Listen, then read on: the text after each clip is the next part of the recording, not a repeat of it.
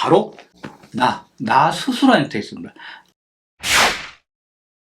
쏠쏠TV. 안녕하십니까. 수익으로 이어지는 명쾌한 투자 수업, 주식 투자의 정석 최기훈입니다. 반갑습니다. 요새 많은 개인 투자자가 주식 투자에 나서지 않습니까? 그런데 특히 개인 투자자들 같은 경우는 주식 투자에 실패를 많이 하죠. 도대체 나는 왜 이러는 걸까? 이런 식으로 많이 자괴감이 드는데, 개인 투자자들이 주식 투자에 실패하는 이유 중에 하나는 다른 문제도 있지만 가장 중요한 거는 체계적인 자기 관리가 안 되기 때문입니다. 여러분들 경험해 보셔서 아실 거예요. 막 주가가 이제 상승합니다. 막 이렇게 막 빨간 양봉이 막 이렇게 올라가면 지금 안 사면 못 살 것 같은 초조함에 그 자신의 원칙하고 상관없이 그냥 막 사버립니다. 막 사버리고, 그리고 반대로 그렇게 샀더니 또 조금만 있으면 막 폭락해.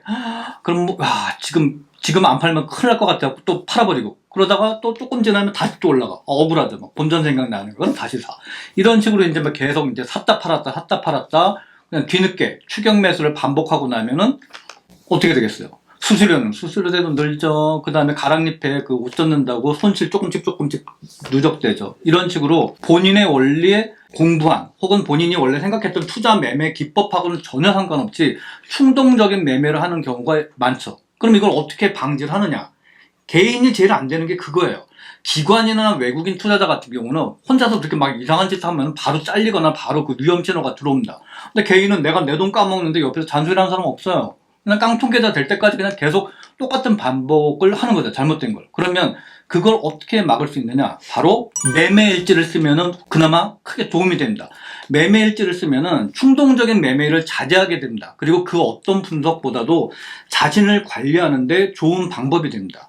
자신이 언제, 무슨 종목을, 왜, 어떤 이유로 매수하고 매도했는지 일기를 적는 겁니다. 어릴 때 여러분들 일기 적었던 것처럼 그런 식으로 매매일지를 작성해서 자신의 투자 행위를 매일마다 본인이 되돌아보는 거죠. 그리고 한번 자기가 투자 행위를 할 때마다 사든지 팔든지 그럴 때마다 본인이 한번 스스로를 되돌아보면서 내가 정말 제대로 내 원칙대로 했는지, 뭐 충동 매매한 건 없는지 반성을 하는 거죠. 자, 지금 보시는 거는 매매일지 사례입니다. 자, 보시다시피 C전자를 사고 판 내역이 나와 있죠. 그래서 언제, 얼마에 어느 정도의 수량을 사고 얼마에 팔았다, 그런 그 거래 내역도 나오고, 그렇게 해서 손익이 얼마가 났는지, 그 다음에 왜 애당초 이 종목을 선택했는지, 종목을 선택하고 매수를 한 이유가 나오죠. 외국인이 계속 사고 뭐 지분율을 높이고 어쩌고저쩌고 해서 괜찮을 것 같아서 샀어요. 그럼 뭐 괜찮아. 괜찮은 투자 원칙으로 샀어요. 괜찮은 종목인 것 같아서 발굴해서 샀다고요. 그런데 매도한 사유가 문제예요. 보세요. 매도한 이유가 사고 난 다음에 반도체 실적이 안 좋을 것 같다는 예상이 나와. 거기다가 무슨 어쩌고저쩌고 해서 뭔가 뉴스에서 좀 안 좋은 분위기가 조성이 되니까는 뭔가 주가가 하락할 것 같아서 그냥 팔아버렸어요. 나름대로 본인이 괜찮은 종목이라고 하고 판단하고, 그 다음에 여러 가지 여건 봤을 때 괜찮다고 했는데 중간에서 이제 조금 흔들렸고 한 거죠. 그렇게 해서 팔고 나니까는 다시 원금으로 주가가 회복이 되고 본인은 이제 뒤늦게 이제 후회가 되는 거죠. 이런 식으로 이제 하는 거죠. 그래서 교훈 반성 보세요. 종목을 선택하는 이제 그런 원칙이라든지 매수 이런 건 좋았는데, 뭔가 매도하는 원칙에서 뭔가 또 부안해동한 거죠. 조금 마음이 흔들린 거죠. 그래서 본인이 설정한 매매 원칙을 갖다 어겨서 손해났다 라고 이렇게 적나라하게 일기를 적듯이 매매일지를 작성을 하는 겁니다. 이처럼 사례에서 보듯이 자기가 투자 원칙을 지키지 못하고 흔들리는 바람에 수익을 낼 수 있었던 것을 오히려 손해를 보고 말았다는 것을 이거 보면 딱 압니다. 그리고 나중에 또 다시 또 다른 이제 종목을 가지고 또 매매에 나설 때 이거 한번 미리 보는 거죠. 왜 내가 항상 손해를 보는지, 뭐가 문제인지를 보고서 요번에는 똑같은 그 잘못을 반복하지 말아야지, 이렇게 이제 생각을 하는 거죠. 이런 식으로 매매일지 양식에다가 뭐 종목, 거래일시, 단가, 수량, 그다음에 순손익 이런 것들을 갖다 세세하게 적으면서 공부되고, 그 다음에 나중에 또 다른 투자에 나설 때 이걸 보면서 어떤 점이 좋았는지 어떤 점이 나빴는지를 스스로 이제 다시 복기를 하는 거죠. 그 바둑 복기하듯이. 그러면서 여러분들이 부안해동하는 그런 매매를 막을 수가 있습니다. 이런 노력을 하지 않으면은 한때 장 좋을 때 한두 번 성공을 할 수 있겠지만 그게 내가 실력이 좋아서 성공하는 게 아니라 장 좋을 때는 아무 종목이나 대충 하나도 올라가요. 그런데 중요한 거는 장이 안 좋거나 하락장일 때, 이럴 때도 내가 버티고 내가 내 수익을 지키려면은 바로 이런 점을 가지고 여러분들이 자기 관리를 해야 된다는 거죠. 그리고 자기 관리를 하기 위한 방법 중에 제일 좋은 거는 이렇게 매매일지를 적는 거라는 겁니다. 그리고 또 어떨 때 보면 이제 매매일지도 작성을 했어요. 그렇게 열심히 작성하는데 보면은 뭔가 열심히 해서 수익은 잘 나는 것 같은데 항상 나중에 계좌 보면은 뭔가 손실이야. 도대체 뭐가 문제인가? 이런 것들은 왜 그러냐면은 매매일지뿐만이 아니라 매번 매매를 한 그 내역을 갖다가 통계를 내보면 알 수 있게 돼요. 그래서 매매일지의 손익을 기록해갖고 분석해갖고 한 1년 정도의 데이터가 쌓이면은 본인의 문제점이 뭔지 적나라하게 나옵니다. 자, 지금 보여드릴게요. 자, 지금 보시면 월별로 해갖고 1년 동안 매매를 하는 그 사례가 나옵니다. 그래서 보면 승률 좋아요. 뭐 한 60%, 70%. 굉장히 승률 좋죠? 그 다음에 수익 좀 많이 내. 그런데 남는 게 없어. 자, 왜 그럴까요? 자세히 보세요. 수익을 3,500만원 냈어요. 1년 동안 3,500만원 수익을 냈는데 수수료가 3,300만원이에요. 거래 비용이 3,300만원입니다. 그 증권사 수수료에다가 세금이라든지 이런 부분 포함해서 3,300만원이에요. 거기다가 손실 430만원. 그러니까 수익은 많이 내는데 너무나 잦은 매매를 하니까 거래 비용이 엄청나게 많은 거죠. 남 좋은 일만 시킨 겁니다. 그래서 많이 번 것 같아요. 어쨌든 간에 수익을 낸 것 같은 착각이 드는데 실제로 이것저것 제하고 나니까는 오히려 계좌가 마이너스라는 거죠. 자, 쓸데없는 매매 많이 해봐야 소용없습니다.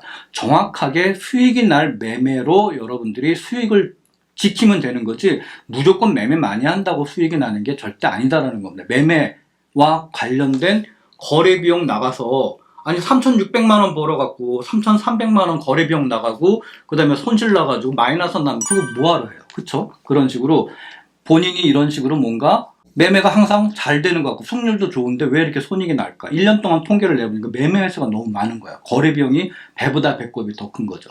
이런 것들을 알 수가 있는 겁니다. 매매 횟수를 줄여야겠죠. 이 A씨 같은 사례는. 자, 그 다음엔 B씨 사례. 보면은 매매 횟수 이렇게 많지도 않아요. 그리고 거래 비용도 아까 그 A씨에 비하면 10분의 1도 안 나갑니다. 그런데 자, 보세요. 손해나고 있죠? 자, 왜 손해나고 뭐가 문제일까요? 자, 여러분도 보세요. 그리고 승률도 60%입니다. 괜찮아요.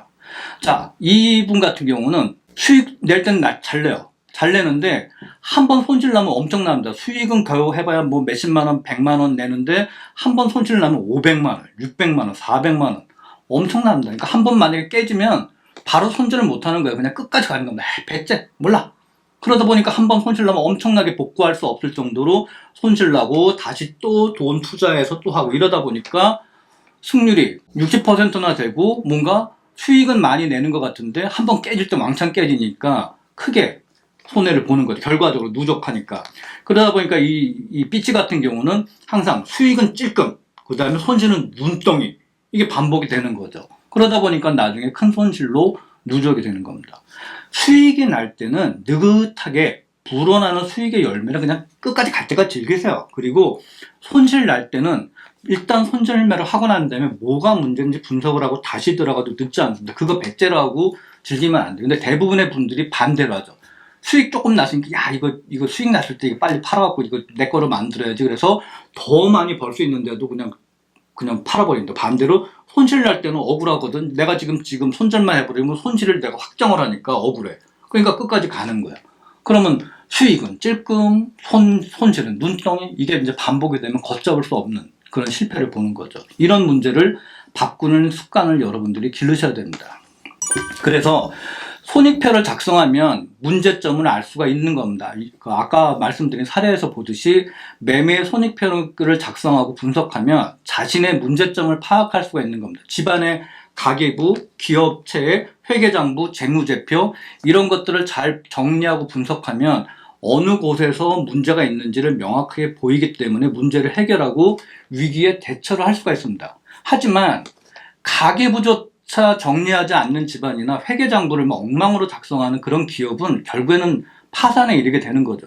주식 투자도 마찬가지입니다. 자신의 매매에 대한 손익을 정리해야지만 어디에 문제가 있고 자신의 매매 스타일에 뭐가 문제가 있는지 분석해서 그 부분을 보완해서 수익으로 여러분들이 갈 수가 있는 거지 그냥 뭐 사고 팔고 그렇게 반복한다고 해서 결코 수익을 내는 것이 절대 아니다라는 겁니다. 그래서 주식 투자는 비법도 중요하지만 비법보다 중요한 건 자기 관리가 먼저입니다. 아까 보신 것처럼 비법 좋아서 수익 내면 뭐예요? 자기 관리가 안 돼가지고 오히려 더 까먹잖아요. 그래서 주식 투자의 성공은 고수의 쪽집게 집게나 뭐 과외라든지 아니면은 비법이 아니라 본인의 자기 성찰과 매매 원칙을 꾸준하게 지키고 실행하는 노력이 쌓여서 이루어지는 겁니다.